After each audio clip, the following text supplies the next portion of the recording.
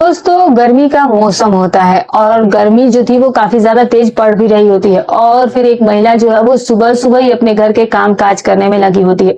और तब तक अचानक से उसकी जो बेटी और जो दामाद होते हैं वो घर पर चले आते हैं। तो फिर वो उनको अपने घर पर देख करके बहुत ज्यादा खुश हो जाती है और फिर वो उनकी खातिरदारी में लग जाती है और फिर धीरे धीरे रात भी हो जाती है। और जब रात हो जाती है तो फिर वो अपने दामाद से कहती है कि दामाद जी, गर्मी जो है वो काफी ज्यादा तेज पड़ रही है, तो इसीलिए आप नीचे जाकर के कमरे में सो जाइए और मैं बेटी को लेकर के सीधे छत पर सोने के लिए चली जाती हूँ। जिसके बाद दोस्तों जो दामाद होता है वो नीचे कमरे में सो जाता है और फिर वो अपनी बेटी को लेकर के छत पर सोने के लिए चली जाती है। लेकिन जैसे ही आधी रात होती है तो फिर उसका दामाद जो है उसको खुमारी छानी शुरू हो जाती है और जिसके बाद उससे रहा नहीं जाता है तो फिर वो चुपके से अपने कमरे से निकल करके छत पर चला जाता है। और फिर दोस्तों जब वो वहां जाता है तो फिर वो अपनी सासू को ही पत्नी समझ करके उसके साथ वो कुछ ऐसा काम करने लग जाता है कि दोस्तों जिसके बारे में आप कभी कल्पना ही नहीं कर सकते हैं। तो दोस्तों ये जो कहानी है वो बहुत ही रोचक, बहुत ही शिक्षाप्रद होने वाली है। तो आइए जानते हैं पूरी कहानी। लेकिन कहानी में आगे बढ़ने से पहले बस आप लोगों से एक छोटी सी रिक्वेस्ट करना चाहती हूँ कि अगर आपने अभी तक इस वीडियो को लाइक नहीं किया है तो पहले लाइक कर दीजिएगा और अगर चैनल पर पहली बार आए हैं तो चैनल को सब्सक्राइब करने के साथ साथ एक प्यारा सा कॉमेंट भी कर दीजिएगा ताकि मेरा हौसला बढ़ता रहे और मेरी आने वाली हर वीडियो जो है वो आपको टाइम पर मिलती रहे। तो चलिए दोस्तों अब बिना देरी के स्टार्ट करते हैं। नमस्कार दोस्तों। तो दोस्तों ये जो कहानी है वो एक छोटे से गांव की सच्ची घटना है।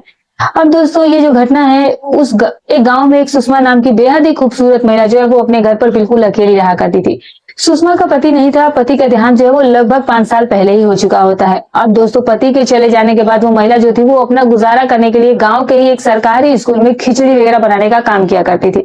और प्रतिदिन वो स्कूल जो है वो खिचड़ी बनाने के लिए जाया आया करती थी और फिर शाम होने के बाद वो घर पर लौट आती थी। और उसकी एक इकलौती बेटी भी होती है जिसका नाम नेहा होता है। अब नेहा जो है उसकी शादी को लगभग 6-7 साल पहले ही कर चुकी होती है और वो अपने पति के साथ बहुत खुश थी।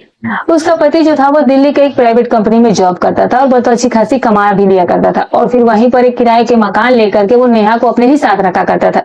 और नेहा जो थी वो लगभग 3-4 सालों से अपने माँ से मिलने के लिए मायके आई नहीं थी, लेकिन वो रोज उससे फोन पर बातचीत किया करती थी और फिर बात करके ही उससे खुश रहा करती थी। और सुषमा भी अपनी बेटी नेहा से बात करके बहुत ज्यादा खुश हो जाती थी और कभी कभार उसका दामाद भी उससे बातचीत किया करता था। और दोस्तों जो दामाद था उसका नाम राकेश होता है। राकेश जो था वो बहुत ही हैंडसम और स्मार्ट लड़का था और बहुत अच्छी खासी कमाई भी कर रहा था और इसीलिए वो दिल्ली में किराए का मकान लेकर के अपनी पत्नी नेहा को अपने साथ ही रखा करता था और नेहा भी उसके साथ बहुत खुश थी। लेकिन अभी तक उसे कोई बच्चा नहीं हुआ था और जिसकी वजह से कभी कभार दोनों पति पत्नी के बीच में विवाद हो जाया करता था, बातचीत बंद हो जाती थी। लेकिन फिर भी नेहा बहुत समझदार थी। वो किसी भी तरीके से राकेश को मना लिया करती थी और जिसके बाद राकेश भी मान जाया करता था और फिर दोनों साथ में हंसी खुशी से रहते थे। और जो सुषमा थी वो गांव पर रहा करती थी और उसके पास 4 कट्ठा जमीन था जिस पर वो खेती बाड़ी का काम किया करती थी और स्कूल में भी प्रतिदिन जाकर के खिचड़ी बना दिया करती थी और यही सब करके वो अपना गुजारा कर रही थी।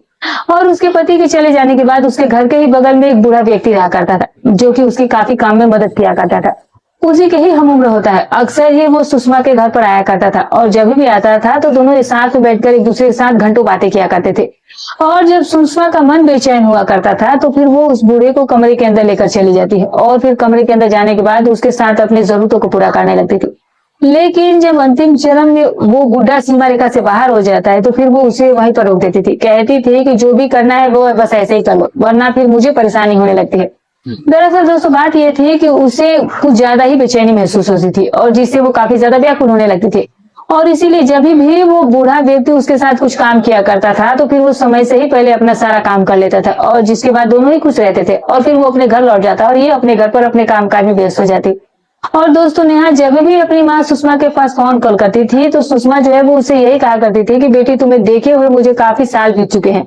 अब मुझे तुम्हारा देखने का बहुत ज्यादा मन करता है और साथ में दामाद जी को भी देखने का बहुत दिल करता है और इसीलिए एक दिन तुम दामाद को लेकर के अपने साथ में हमारे घर पर आओ एक दिन और तुम दोनों से मुझे मिलने का बहुत ज्यादा पता नहीं क्यों मन कर रहा है। और नेहा जो है वो हमेशा ही अपनी माँ सुषमा से कहा करती थी कि माँ हम लोग बहुत ही जल्द तुमसे मिलने के लिए आ रहे हैं, लेकिन जो आपके दामाद है उसे फिलहाल कंपनी से छुट्टी ही नहीं मिलती है और इसीलिए मैं तुमसे मिलने के लिए घर पर आ नहीं पाती हूँ। लेकिन हाँ अब की बार जिस दिन छुट्टी मिलेगी तो मैं तुमसे वादा करती हूँ कि मैं तुम्हारे दामाद को लेकर के अपने साथ तुम्हारे घर पर जरूर आऊंगी। और इसके बाद दोस्तों इसी तरीके से फिर कुछ महीने भी जाते हैं तो फिर एक दिन नेहा जो है वो अपने पति राकेश को अपने साथ लेकर के अचानक से ही अपनी माँ के घर सुषमा के घर आ जाती है। और दोस्तों जब वो वहां पर जाती है तो जो सुषमा होती है वो उस समय सुबह के करीब 8 बजे होते हैं और उस समय सुषमा जो थी वो अपने घर में झाड़ू लगा रही होती है, और जब वो अपनी बेटी और दामाद को अपने सामने घर पर पाती है तो दोस्तों वो काफी ज्यादा खुश हो जाती है, और फिर वो उनको अपने घर के अंदर बुला करके ले जाती है, और फिर वहां ले जाने के बाद वो उनकी काफी अच्छे से खातिरदारी भी करती है। और जब राकेश अपनी सास की इस तरह से खातिरदारी को देखता है तो दोस्तों वो भी कहीं ना कहीं बहुत ज्यादा खुश हो गया था, और फिर वो अपनी सासू माँ से लगातार बातचीत करने लगता है, और फिर बातचीत करके दोनों काफी ज्यादा खुश हो जाया करते थे। और अब इसी तरह से दोस्तों जो सुषमा थी उनकी खातिरदारी करते करते अब उसकी रात हो जाती है, और जब रात हो जाती है तो फिर जो सुषमा होती है वो अपने दामाद राकेश से कहती है कि दामाद जी, कमरे में फिलहाल एक ही पंखा है, और इसीलिए मैं यही सोच रही थी कि आप जो है वो उस कमरे में जाकर के सो जाइए, और मैं अपनी बेटी को लेकर के सीधे छत पर जाकर सो जाती हूँ, क्योंकि वहां हवा लग रही होगी ठंडी, क्योंकि बहुत ज्यादा गर्मी का दिन भी था और काफी तेज उस दिन गर्मी पड़ी थी। तो फिर राकेश कहता है कि नहीं नहीं सासू माँ, ऐसी कोई जरूरत नहीं है, मैं भी आप लोगों के साथ छत पर ही सोने चलता हूँ। तो वो कहती है कि नहीं नहीं दामाद जी, आप इतने सालों के बाद पहली बार अपने ससुराल आए हैं, और यहाँ आने के बाद जब आप छत पर सोने के लिए जाएंगे और जब मेरे पड़ोसियों की नजर अगर आप पर पड़ती है तो फिर वो मेरे बारे में क्या सोचेंगे कि सुषमा अपने दामाद को रात में छत पर सुला रही है, और जिससे मेरी ही बदनामी हो जाएगी। और इसीलिए आप नीचे कमरे में सो जाइए, पंखा भी लगा हुआ है, और मैं नेहा के साथ छत पर सोने के लिए चली जाती हूँ। और जिसके बाद जो राकेश है वो अपनी सासू सुषमा की बात को मान जाता है, और फिर चुपचाप से जाकर कमरे में सो जाता है, और जो सुषमा होती है वो अपनी बेटी को लेकर के छत पर सोने के लिए चली जाती है। और फिर दोस्तों जब आधी रात हो जाती है तो फिर जो राकेश होता है उसे कुछ कुमारी छाने लगती है, और फिर उससे रहा नहीं जाता है, वो ये सोचता है कि अब मैं क्या करूं। और फिर दोस्तों वो चुपके से अपने कमरे से निकलता है, और फिर कमरे से निकलने के बाद सीढ़ियों से सीधे वो छत पर पहुंच जाता है। और जब वो छत पर जाता है तो फिर वो ये देखता है कि जो उसकी पत्नी है वो अपनी माँ के साथ काफी ज्यादा गहरी नींद में सोई हुई थी। तो फिर दोस्तों उस समय काफी ज्यादा अंधेरी रात हो चुकी थी, और आधी रात भी हो चुका होता है, और चांदनी की हल्की हल्की रोशनी जो थी वो नीचे आ रही थी, और जिसके वजह से वो कुछ समझ नहीं पाता है कि जिसके साथ वो अपने अरमानों को पूरा करना चाहता था वो उसकी सास है या उसकी पत्नी है।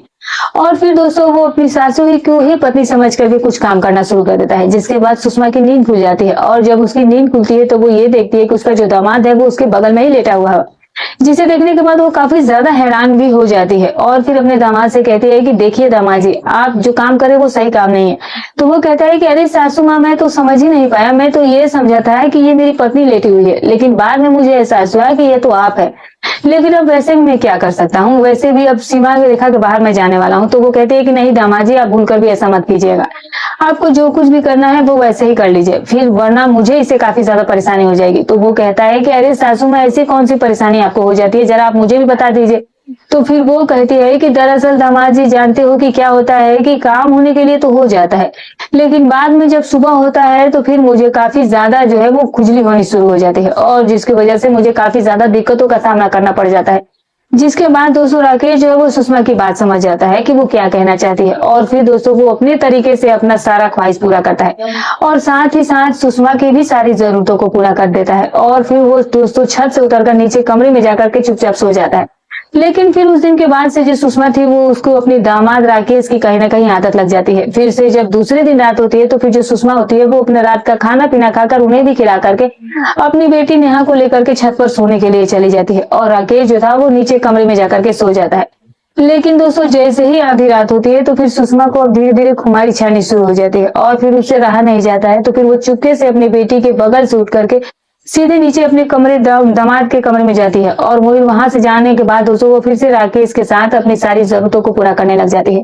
और राकेश भी उसके साथ मिल करके उसका जो भी अपनी चाहती वो भी अपना पूरा करने में लग जाता है। और फिर दोस्तों इसी तरीके से वो दोनों जो है वो रोज रात को एक दूसरे के साथ मिलना जुलना शुरू कर देते हैं। लेकिन राकेश को अपनी सास सुषमा के बारे में कुछ भी नहीं पता था कि वो जो महिला है वो उससे पहले रोज रात को बूढ़े को अपने घर पर बुलाती थी। और फिर इसी तरह से राकेश को अपने ससुराल में रहते हुए 15 दिन का वक्त बीत जाता है। तो फिर दोस्तों एक दिन वो रात में ये देखता है कि जो उसके सास है वो घर से निकल करके बाहर जा रही होती है। अब वो उसी रात में उसके साथ बाहर जाते हुए देख करके कुछ समझ नहीं पाता है, तो फिर वो उसका पीछा करना शुरू कर देता है, और फिर वो अपनी सासू को इस राज को जानने के लिए उसी के चक्कर में पड़ जाता है। और फिर वो ये देखता है कि जो उसकी सास है वो घर से थोड़ी दूरी जाने के बाद एक छोटी सी कुटिया बनी होती है, उसी कुटिया में जा रही होती है, और उसी कुटिया के अंदर वो जा करके बैठ जाती है। तो फिर वो भी उस कुटिया के पास जाकर खड़ा होकर देखने लगता है। तो वो ये देखता है कि जो सुषमा है वो एक अपने ही उम्र के व्यक्ति के साथ बातचीत कर रही होती है। तो फिर दोस्तों ये नजारा देख करके कुछ समझ नहीं पाता है कि आखिरकार वो बूढ़ा व्यक्ति कौन है, और इतनी रात में उसकी उसकी सास जो है वो सुषमा उस बूढ़े के साथ मिलने के लिए क्यों आई है। और फिर दोस्तों वो वहां से सीधे घर पर आ जाता है और घर पर आने के बाद कमरे में जाकर के सो जाता है। लेकिन जब सुबह होती है तो फिर वो ये सोचने लग जाता है कि आखिरकार जो उसकी सास है उस बूढ़े के साथ उसका क्या चक्कर है। लेकिन वो सुषमा से इस बारे में कुछ पूछ नहीं पा रहा था, वो थोड़ा सा संकोच कर रहा था और वो ये जानना चाहता था कि आखिरकार जो सुषमा है वो उस बूढ़े व्यक्ति से मिलने के लिए वहां पर क्यों जाती है। और फिर वो ये देखता है कि फिर अगली रात को सुषमा घर से निकल करके उस कुटिया की तरफ जा रही थी। तो दोस्तों फिर से वो उसका पीछा करता है और जब वो पीछा करते करते उस कुटिया तक पहुंच जाता है तो फिर वो ये देखता है कि जो सुषमा है वो उस बूढ़े के साथ मिल करके अपने बातचीत का सिलसिला आगे बढ़ा रही थी। और वो ये नजारा देख करके काफी ज्यादा हैरान परेशान हो जाता है और फिर वो चुपके से वहां से आकर के अपने कमरे में सो जाता है। जिसके बाद दोस्तों फिर से जब रात होती है तो फिर जो सुषमा होती है वो अपनी बेटी नेहा को लेकर के छत पर सोने के लिए चली जाती है और राकेश जो है वो नीचे वाले कमरे में सो जाता है। लेकिन फिर जैसे ही आधी रात होती है तो फिर जो राकेश होता है वो चुपके से कमरे से निकल करके अपने सासू के कमरे के पास चला जाता है छत पर। और फिर जब वो वहां पर जाता है तो वो ये देखता है कि जो सुषमा है वो अभी तक जगी हुई है। तो फिर वो उसके पास बैठ करके उससे बातचीत करना शुरू कर देता है और फिर बातों ही बातों में सुषमा जो है वो राकेश से कहती है कि दामाद जी आज मेरा मन जो है वो काफी ज्यादा व्याकुल हो रहा है, इसीलिए चलिए नीचे कमरे में हम दोनों मिल करके अपनी जरूरतों का पूरा करते हैं। तभी जो राकेश होता है वो कहता है कि नहीं सासू माँ, मैं अब आपके साथ ये सारा काम नहीं करूंगा। तभी वो पूछने लगती है और कहने लगती है कि दामाद जी आखिर ऐसी क्या बात हो गई, आप तो रोज ही मेरे साथ मिल करके अपने बात को आगे बढ़ाया करते थे, लेकिन आज क्या हो गया जो कि आप इस काम के लिए मना कर रहे हैं। तो वो कहता है कि सासू माँ पहले आप मुझे एक बात बताइए कि आप रोज रात को उस कुटिया में उस बूढ़े व्यक्ति से मिलने के लिए क्यों जाते हैं। और जिसके बाद दोस्तों जो सुषमा होती है वो राकेश की ये बात सुन करके समझ जाती है कि जो अब राकेश है वो उस बूढ़े व्यक्ति के बारे में जान चुका है। और फिर वो उसे कहती है कि दरअसल दामाद जी शायद आपको मालूम नहीं है कि आपके जो ससुर जी है उनका निधन जो है वो काफी सालों पहले ही हो चुका है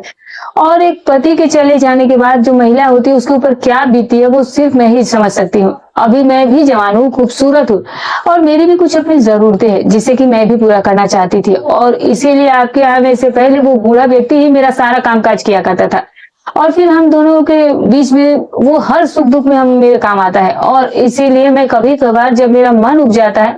तो फिर मैं उस बूढ़े व्यक्ति से मिलने के लिए उसकी कुटिया में चली जाती है और उससे मिल करके अपने सारे दिल का बोझ भी हल्का कर लेती है। और जिसके बाद दोस्तों जब राकेश को अपनी सास सुषमा की इस सच्चाई के बारे में पता चलता है कि जो उसकी सास है वो काफी ज्यादा रंगीन मिजाज की है, तो फिर वो सुषमा से कहता है कि नहीं सासू माँ, फिर आज के बाद मैं आपसे अब कोई भी बात नहीं करूंगा और फिर आप भी अब मेरे पास कभी मत आइएगा। तो सास कहने लगती है कि दामाद जी आप ऐसा क्यों कह रहे हो। तो वो कहता है कि सासू माँ आप तो कहती है कि मुझे काफी ज्यादा इससे खुजली होती है, लेकिन जब आप वहां पर उस बूढ़े से मिलने के लिए जाते हैं तो फिर क्या उससे मिलने के बाद आपसे आपको कुछ भी नहीं होता है। तो अभी वो कहती है कि होती है, लेकिन वो बूढ़ा व्यक्ति जो है वो उसे भी मैं ये बात समझा चुकी हूँ। जब वो भी सीमा रेखा से बाहर जाता है तो फिर वो अपनी जो है वो ऐसे ही वो अपने कामों को पूरा करता है। जिसके बाद दोस्तों जब राकेश इस सच्चाई के बारे में जानता है, पता चलता है, तो फिर उसके पैरों तले से भी जमीन खिसक जाती है। और फिर दोस्तों जब सुबह होती है तो फिर वो सुषमा से कहता है कि सासू माँ अब मैं एक पल के लिए भी यहाँ अपने ससुराल में नहीं रहना चाहता हूँ। और फिर दोस्तों वो उसी समय अपनी पत्नी नेहा को लेकर के वापस अपने घर लौट जाता है। जिसके बाद सुषमा जो है वो फिर से अपने घर पर अकेली हो जाती है और दोस्तों इसी तरीके से अकेले ही रहने लगती है और आज भी रह रही है। और जब भी उसका थोड़ा बहुत मन अभी इधर उधर होता है तो फिर वो फिर से उस बूढ़े व्यक्ति के पास जाती है और वहां पर जाने के बाद अपनी सारी जरूरतों को पूरा करती है। और आज तक उसके और उसके बूढ़े व्यक्ति के रिश्ते के बारे में किसी को कुछ पता नहीं चला है। तो दोस्तों ये थी आज की कहानी, आपको कैसी लगी कमेंट करके जरूर बताइएगा। दोस्तों हमारी कहानी सुनाने का उद्देश्य किसी की भावनाओं को ठेस पहुंचाना नहीं है, न ही किसी के दिल को आहत करना है, बस केवल आपको सतर्क करना है, आपको जागरूक करना है, आपका मनोरंजन करना है। तो फिर मिलूंगी कल एक और नई रोचक कहानी के साथ, तब तक अपना और अपने परिवार का ख्याल